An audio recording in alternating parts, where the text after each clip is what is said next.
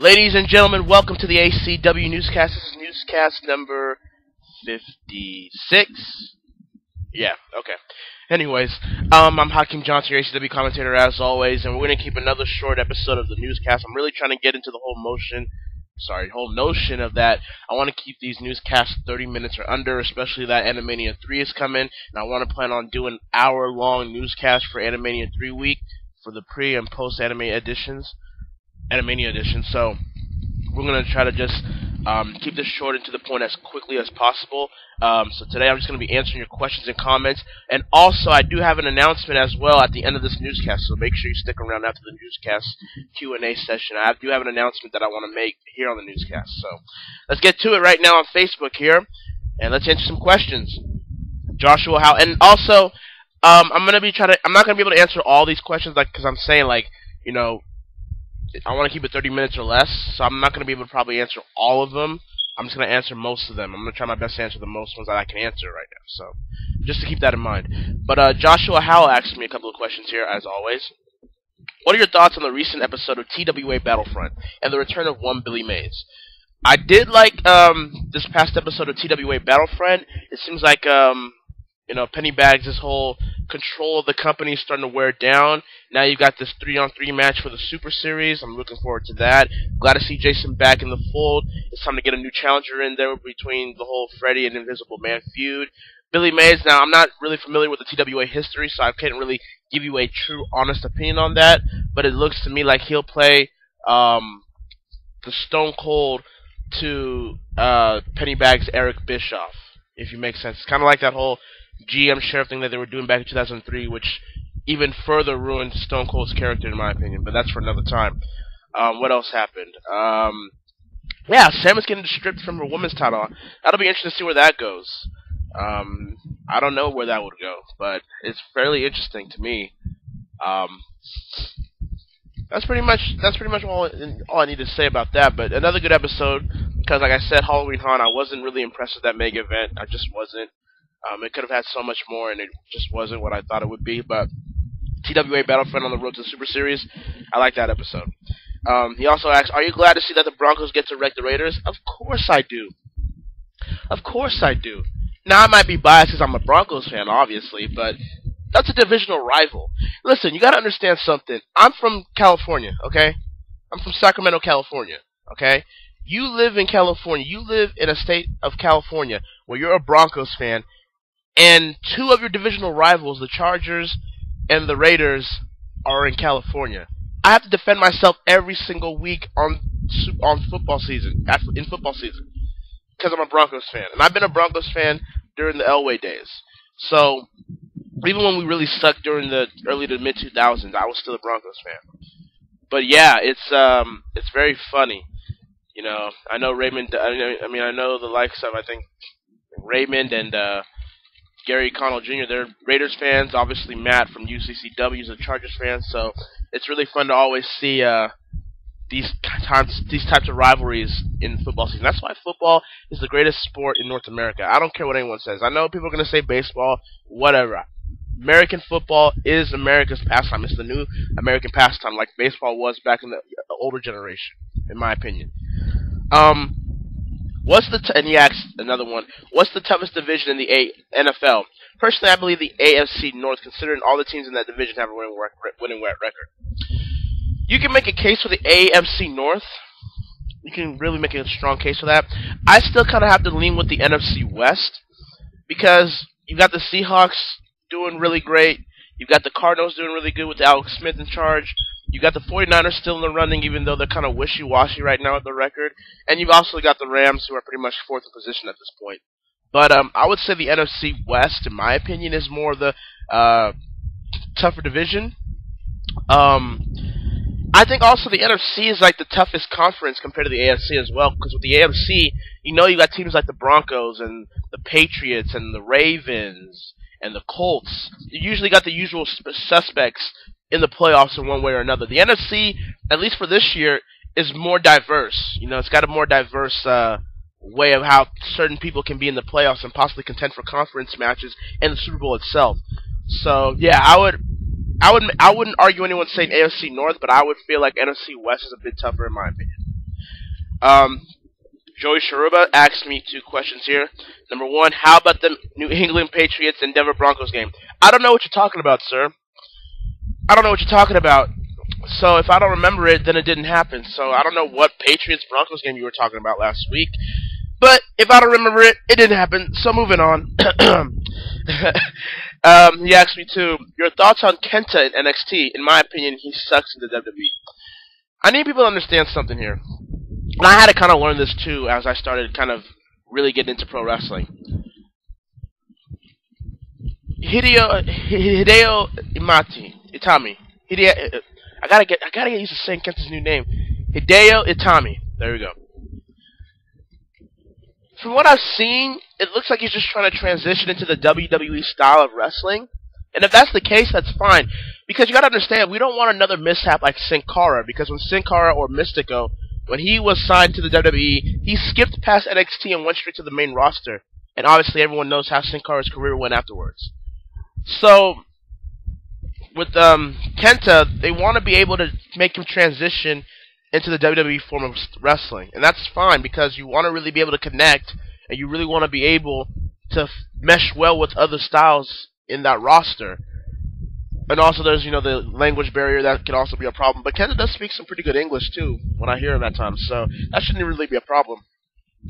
But, I think Kenta... Here's the thing, though. What's gonna hurt Kenta, though, because I think he has superstar international potential. The same thing that Bret Hart had, the same thing that the British Bulldog had, the same thing that a lot of these people back in the day, Tito Santana had. Kenta has a lot of international appeal. The problem is that it's got to be the follow-up. It's going to matter about the follow-up. You can't just bring him into the WWE main roster and have nothing for him. You've got to make a plan. You've got to establish a storyline, an angle, a personality, a character heading into him going into the roster. And I'm not telling you to push him in the main event straight up. Obviously not. You're going to just waste it anyways. But I am saying, though, have a plan for this guy. Just like you do with Prince Devitt or Finn Balor, I guess now. You want to be able to establish these guys' characters right from the get-go. Don't push them into these pointless matches that don't do anything for them in the long run. You want to establish characters, and you want to be able to build up and let them connect with the audience as the time goes on. You were doing that with The Shield. You were kind of doing that with Bray Wyatt until you just ruined it at WrestleMania 30. So, with that said, I think Kenta, I don't think he sucks. Obviously he doesn't. I don't think he's doing that bad as people think he's doing. I think he's just getting into the hang of things in NXT right now, and in the WWE in general. I think people need to just kind of relax and just give it a couple of more times. And trust me, I hate when people tell me, well, you gotta wait till the storyline finishes. You gotta wait till they do this. I hate that, because that's a cop-out. That's an excuse to excuse crappy WWE booking. So I'm the one that hates saying that. But on this occasion, I think people need to just relax and let the whole result pan out in terms of Kenta and Prince Devitt and Kevin Steen coming in. Just everyone needs to relax. Okay, John Blackos asked me two questions here. With school, work, and life, how do you still keep up with ACW posting videos every week? Well, yeah, I would be lying. I would be lying if I told you that it wasn't stressful. I do have to go to work. I do have school coming up. I do have life in general to do. I have other things. I have other commitments. The thing is, though, the thing with ACW is that I try to do these shows and mega events about a month or two before it's actually supposed to be posted and available. Like with the Royal Rumble this past 2 weeks, I think. I was done with that by late August, early September. I was done with that mega event. So, right now we're in November. I'm pretty much working on Animania 3 at this point, which is supposed to be available in about a month. So I do stuff like that. I try to balance it. Sometimes it works, sometimes it doesn't. When I first stepped into CAW, I didn't understand, and I wasn't ready for how much you have to do with your colleague. That's why I took my first hiatus, because I was worn out after Animania 2. I really was. So now doing this for almost 10 years now. But almost doing it for almost 8 to 9 years now, you kind of get used to the whole flow and what you need to do here and there to make it easier for you. So, it is what it is. It's nothing really bad about it, in my opinion. Second question. Now that Naruto is over, what was your favorite battle or moment? Man, the Naruto ending, huh? And I realize a lot of people are gonna ask me this question as I keep scrolling down here, but what an ending, huh? It's weird. Like you were reading and watching Naruto for all these years, and it's over. Like, can you like imagine that? Like the feels are real here, folks. Like Naruto is finally Hokage. Remember when he was just saying that, and we didn't want, and we were just like, this guy, we don't like. He was annoying when he kept saying it, at least to me. And now he's actually grown up, matured, and he's a Hokage, the seventh Hokage. That is ridiculous, man. It was a good ending, a fitting ending, in my opinion. All the couples pretty much that people wanted. Oh, by the way, can I ask you, Naruto and Sakura, fanboys and girls, are you mad or no? On a scale of 1 to butthurt, how mad are you? I'm just asking the question because I scrolled down through my Facebook feed this whole week, and a lot of tears were very delicious and tasty because you guys were looking salty as all hell with those posts saying that Chapter 700 was a fake, that Kishimoto doesn't really care about the message, the overall moral of the story. You guys are sad as hell. I've even seen a petition that they wanted Naruto banned in the U.S. just because Naruto and Hinata happened. Holy crap! And honestly, now that the manga has ended, Naruto and Hinata, when you look back at it now, it makes all the more sense now. Naruto and Sakura was just nothing more than a side distraction. It really was, if you think about it. And I know people are gonna go on these deep analysis about, oh well, you see in this episode and you see in this episode. It's just common sense. It's just common sense that you knew Naruto was gonna end up with Hinata. Because as much as that was her ninja way, it paralleled to what Naruto thought the ninja way was. They had different meanings, but they still were on the same lane. But whatever. But again, I did enjoy your tears, so thank you very much for that. I was kind of parched, if you will. My favorite battle or moment? I gotta be honest with you. My favorite battle's gotta be Obito and Kakashi. The choreography of that whole battle was just their past, how the battle they had just kind of parallel to the past, except it wasn't just ninja training. This is like the war of all wars for the fate of the world, and it was just awesome to me. It was just really good. I think also Naruto and Gaara, when it was Naruto, pre-Shippuden, I think that was another favorite of mine. It was really kind of what start the engine for ACW while I was getting that set up and everything. So that has to be another one. Yeah, so yeah, I would say those. I would say those battles. See, Matt William Higuera from UCCW. Make sure you guys check out UCCW on YouTube as always. Gotta always pimp out all the colleagues out here. Number one, what was your thoughts on Mega Man's heel turn from UCCW Superstar Season Premiere? Unexpected. Thing is, though, I don't know. Could you even really turn Mega Man heel, though? Like, and the only way I could see Mega Man ever turn heel in a colleague is if he was programmed to be evil by, I don't know, Dr. Wily or somebody like that. I mean, with Mario, you can say that, well, Nintendo's the leading video game company of all time, so Mario has a reason to be cocky. With Sonic acts too cool and can be a douchebag so he can turn heel. Mega Man, I don't know. Mega Man's more of a traditional babyface in my opinion. There are certain type of people you just don't turn evil or villainous or, heel. So, we'll see where that goes. Hopefully it goes somewhere good in a kind of way. Everyone in Video Game Wrestling Universe is nervous about Sailor Pluto's next action. Are you worried about her as also? I would think so. She was starting to talk. She kind of was talking like Dixie Carter. You know how like AJ was on his road at Bound for Glory last year to face Bully Ray for the TNA World Heavyweight title, and Dixie Carter out of nowhere just came, started talking all this crap about AJ Styles being overrated, the marginal one, all that stuff. That's kind of what Sailor Mars. That's kind of what Sailor Pluto and the Timmy Turner promo reminded me. I don't know. Keep me surprised. I don't know. Everyone should be worried, but we'll see where that goes. UCCW might stay with WWE 2K14. Is your league going to stay with 2K14 or go with the 2K15 with the next gen? Well, we're right now on WWE 13. I'm not a big fan of WWE 2K14 because of the glitches. I thought it was pretty much a bit inferior towards compared to WWE 13. Now people are tripping and people are getting, over exaggerated. Not even over exaggerated. There's some legitimacy there that WWE 2K15 sucks because the current gen version of those games received poor ratings, and yeah, they deserve it. They cut out all the great features from previous games. They've got a bunch of glitches. The people don't look like they look in real life. A lot of problems with that. I wanna wait until we get the full game for the next gen, and I will make my decision on that. If WWE 2K15 is that bad on the next gen as well, then I will stay with WWE 13 until 2K16 comes out next year. I don't mind using WWE 13. Really, I really don't mind. But if it does kick all sorts of ass, then I'll be getting myself a PS4 under some good deals on Cyber Monday, Black Friday, or whatever, and get the game as well along with it. So it'll all depend. My decision will all depend on the next gen release for WWE 2K15. They have one redemption left, in my opinion. 4, my last question, so you can have a great weekend. Speaking of the Bronco-Raiders game, is San Antonio really wanting the Raiders to play San Antonio next year?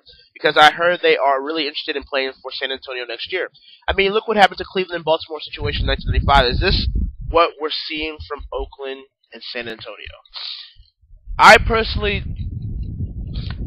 don't think they're going to go to San Antonio. It just doesn't make a lot of sense. There's really no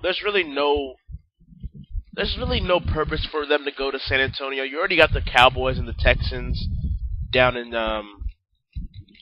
in the state of Texas. You don't really need another team for that state, in my opinion. That said, I do encourage that the Raiders do move back to Los Angeles. I think Oakland, as much as a dedicated fan base as they have, I think they just can't improve or hit that glass, or they've already hit that glass ceiling a long time ago. I think they can't improve anymore if they stay in Oakland. I think they need to go back to being the Los Angeles Raiders. Just a flashback. I think Los Angeles could use a really good football team, and there's a lot of money to be made there as always. The thing with the Cleveland and Baltimore situation is that the owner wanted a new I think the story goes, the owner wanted a new arena built for the Cleveland Browns. Cleveland Browns and the fans didn't want it, so then he left and took the Cleveland Browns, made them the Baltimore Ravens, and they've won like 2 Super Bowls ever since. That's why the Cleveland Browns suck. Just saying. Let's see here.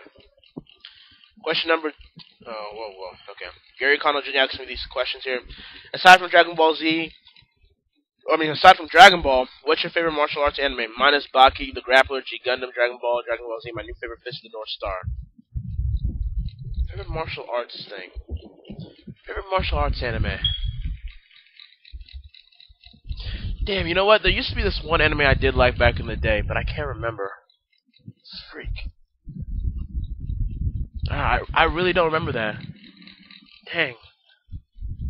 This is kind of bad. Dang. I've drawn a blank. I don't remember that anime, but I really did like it back in the day. But Fist of the North Star is always a classic. Dragon Ball, my favorite anime of all time. It just is.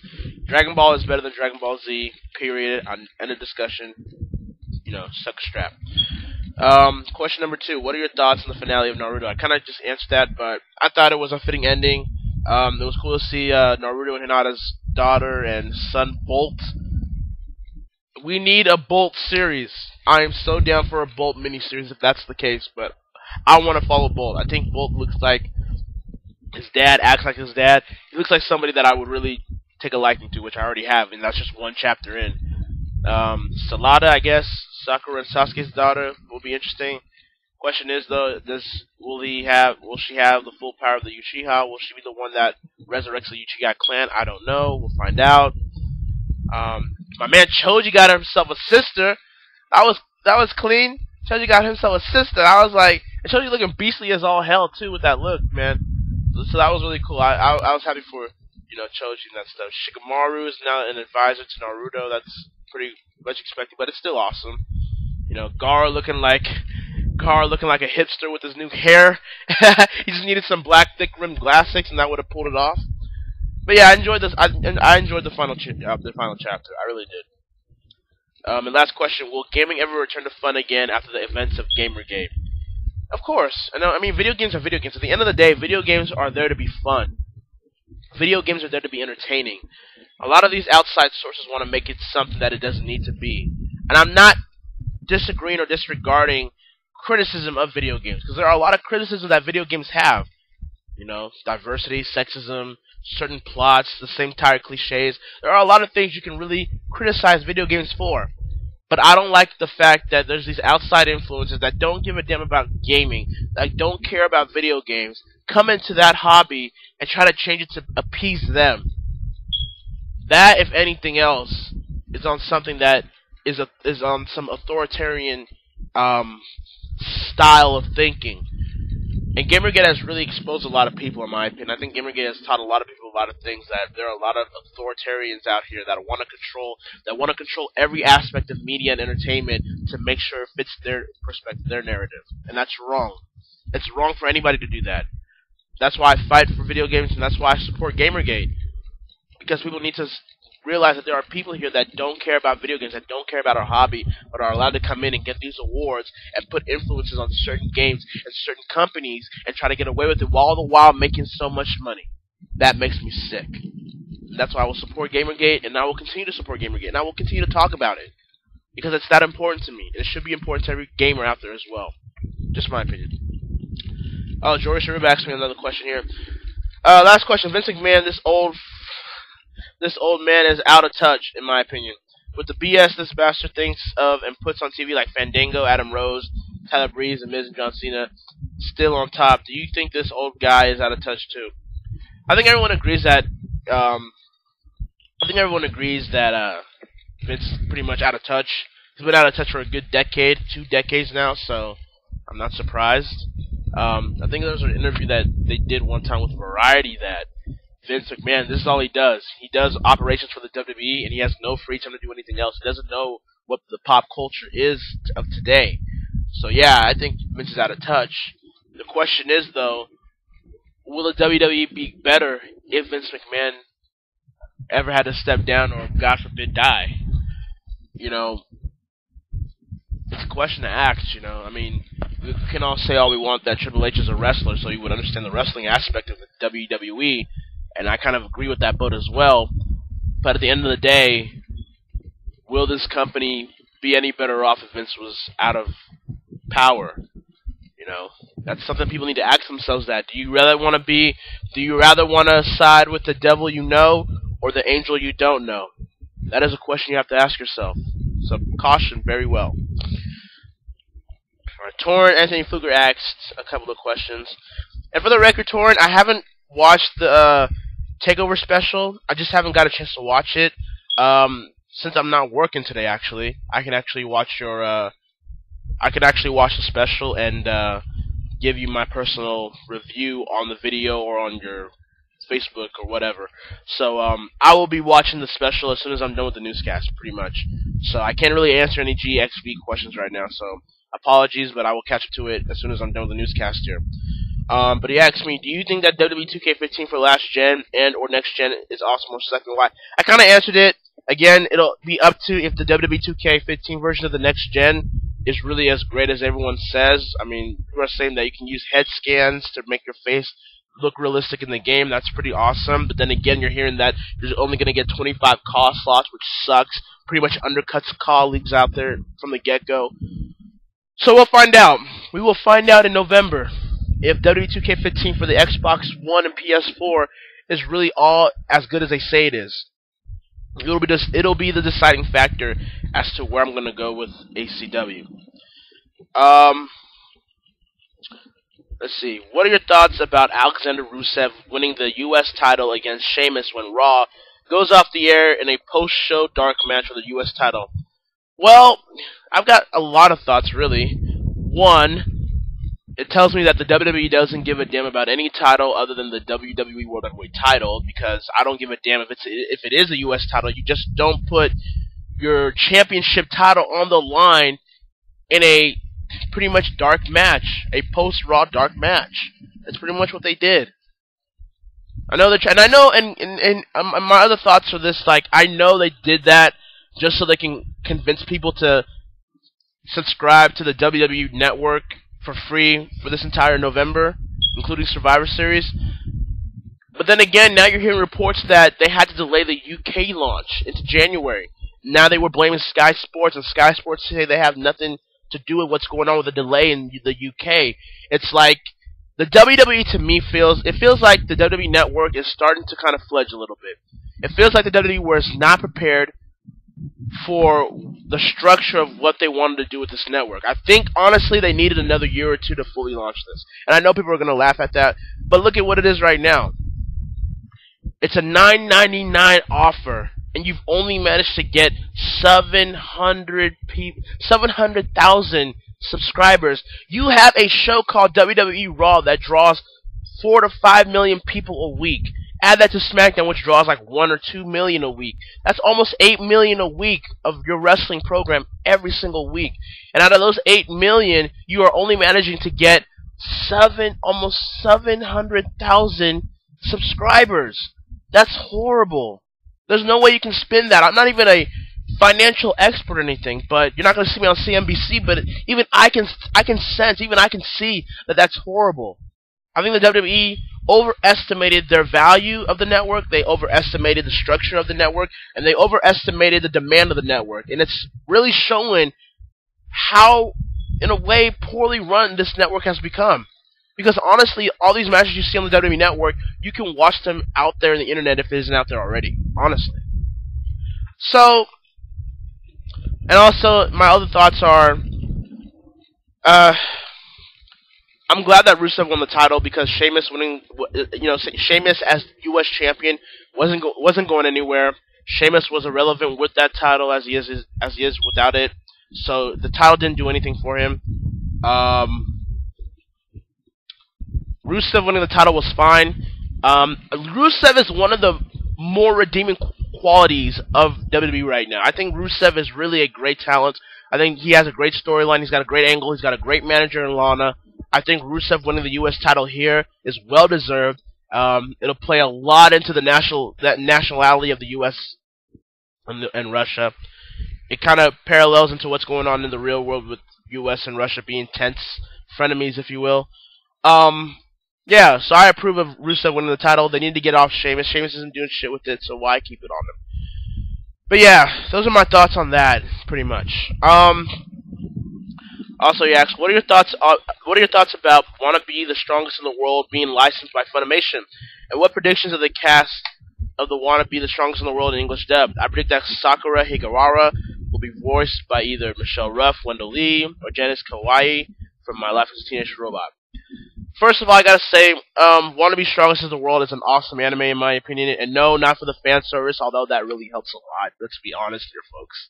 Especially if you saw the specials, those really were very, very, very nice. But, I did like the anime. Obviously, being a pro wrestler and being a pro wrestling fan, it was just something that was attracted to me, just like I was attracted to Kinnikuman and Ultimate Muscle. Same thing with Wanna Be Strongest in the World in the female perspective. I'm glad it's getting its animation. I mean, it's English dub animation. I think it's a long time coming. I would really like to see a second season. I think you can really still go with a lot of things on it.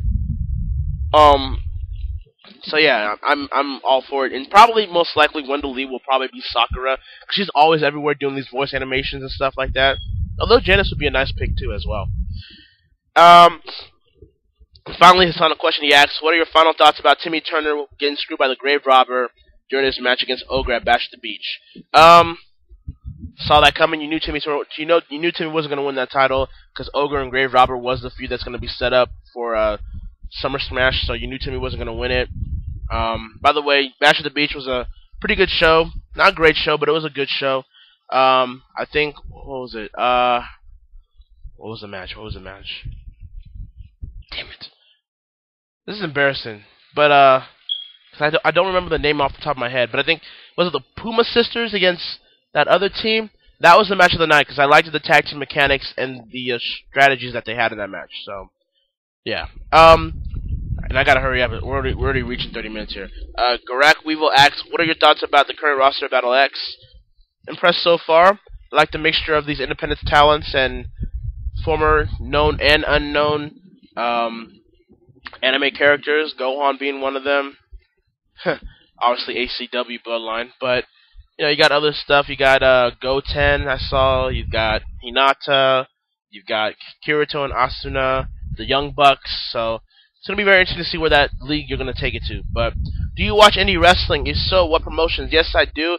Thing is, though, I haven't watched a lot of wrestling in general. Period, because I'm just taking a little break, taking a break from wrestling in general right now. But some of the promotions I do watch, I still watch ROH, even though it's really not as good as it once was, in my opinion. But from time to time, I'll still watch. Chikara is always good for entertainment, so I do watch that. PWG, it's California based, so I do kind of watch PWG, and I do watch local. I'm from Sacramento, so I do watch local wrestling promotions here as well, like SWF and TWF and what else? What else is it? NAW, stuff like that. So support your local independent wrestling, by the way. And he said, what is Sasuke's theme song? Because I've grown quite attached to it, and that was already answered by Joshua. It is The Red by Chevelle. Eddie Saliedo asks, and sorry if I screwed up that pronunciation. Since Naruto's over, how long do you think it'll be for Hollywood to scramble for the rights to make a live-action atrocity out of it? I don't think Kishi will allow Naruto to be a farce as much as Hayayama did for Dragon Ball Evolution. I did hear about a Bleach movie though. I don't see how you can make that into a live action movie without it being very stupid. And I said the same thing about Dragon Ball. How are you going to make Dragon Ball Z or Dragon Ball a live action movie without it being stupid? And I was proven right. So there you go. But yeah, I think once the Naruto hype dies down, you might hear talks about it, but I don't know. We'll see. Let's see. Quincy Brown asks, what do you think of Rusev as U.S. champion? I already answered that. Ideas for Animania 3 performances by Ariana Grande, Kendrick Lamar, Lord, Prince, and The Rock legends like Kiss and Duran Duran. Yeah, performances for Animania 3. Shh. You'll just have to watch Animania 3 for that, won't you? Let's see here. VPAC, Vinny, Christian. I think I got it right last time, so. But he has a question. I have trouble locating the final 3 entrances from the XL side of my ACW playlist. The ones I'm missing are Solid Snake, Donkey Kong, and the Little Fighters. Solid Snake's theme should be from the... I don't remember what exactly the name of it was, but I got the theme from the Super Smash Bros. Brawl original soundtrack. Just find it. You'll find it easily. It'll be there. Same thing with Donkey Kong. Donkey Kong's will be identifiable once you find it in the Super Smash Bros. Brawl soundtrack on YouTube or wherever. So it'll be easily identifiable. As for the Little Fighters, I actually got that from a random rap instrumental that I was searching for on YouTube. So unless I have it saved, favorited, or liked, I don't know that actually. So sorry about that, but maybe I'll find out next time on the newscast. And Do It Anderson asks me, are you going to bring any Bleach characters into ACW? I don't know really. I'm really not a fan of Bleach. That's probably why you don't see a lot of Bleach representatives in ACW. I could have easily brought Ichigo a long time ago, but it's like, I want to be able to make a league where you can have known mainstream characters and unknown underground characters just collide into this one league. And bringing Ichigo would have kind of overdid it, you know what I'm saying? So, Ichigo and Rukia and all those guys and ladies. So maybe you might. I'm not saying never say never. I'm not saying you'll never see it, but I don't know. Just Bleach was. I tried to get into Bleach a long time ago, and it was just something that I just didn't really have a lot of interest in. It's just one of those animes that everyone loves, but I just don't get or have any interest for. So, Hugo Goncalves asks, have you tried out WWE 2K15? And any news on the ACW Super Smash Bros. Brawl for All special event? As to your second question, yes, for Animania 3 week, Wednesday of that week will be the ACW Super Smash Bros. Brawl for All special event. We're bringing characters from, most of the characters from all the Super Smash Bros. Series into the event for one night only, and I'm gonna be doing those kind of special events heading into ACW next year, so be on the lookout for that. But the only news I have for you in that regard is that starting probably either next week, which will be Anime Revolution week, so either that week or the week after, I will be announcing the matches that'll happen in that event. So keep on the lookout for that. Let's see. Kavaja Humphrey asks, when is ACW gonna have a bragging rights style CPV? Never say never.